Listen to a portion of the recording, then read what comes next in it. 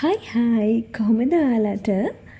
ඉතින් මම අද යනවා මගේ කැම්පස් එකේ තියෙන ආටිස්ලා පිරිච්ච ලොකුම ෂෝ එකකට.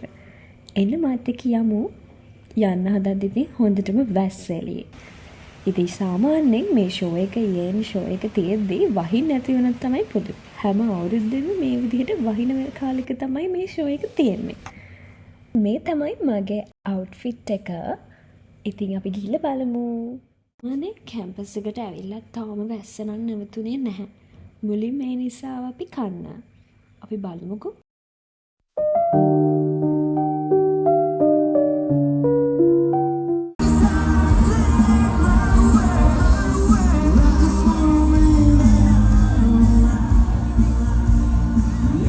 කැම්පස් එකේ හැමදාම මේ වගේ හැම අවුරුද්දකට සැරයක්ම ලස්සන ඉවෙන්ට්ස් දෙක ගානේ ඕගනයිස් කරනවා. මේ ඉවෙන්ට් එකේ තියෙන ෂෝ එකට තමයි කියන්නේ අපි විරාමය කියලා.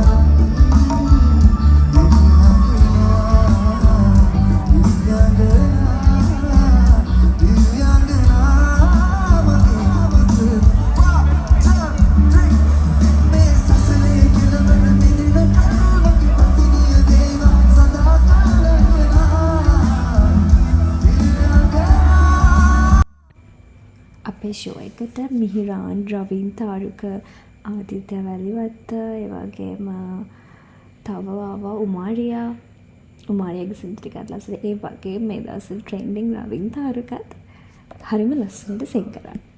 Hi good morning. ඉතින් ඊයේ ෂෝ එකේ ඉවර වෙලා රැ වෙලා ආව නිසා අද මම යනවා ෆිල්ම් එකක් බලන්න. මේ දවස්වල ගොඩක් ෆිල්ම්ස් අලුතෙන් ඇවිල්ලා තියෙනවානේ. එකක් නීරා, ආයු, තව මදලංකා කියලා එකකුත් තියෙනවා.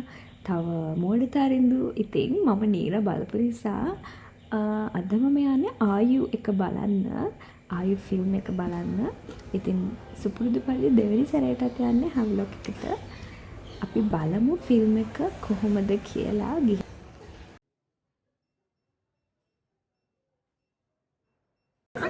මොනවද කියන්නේ මේ? මොනවද කියන්නේ? කාලෙකින් හම්බුණා. කාලෙකින් සුබුනියන්තිව හම්බුණා. මම්මියුනි.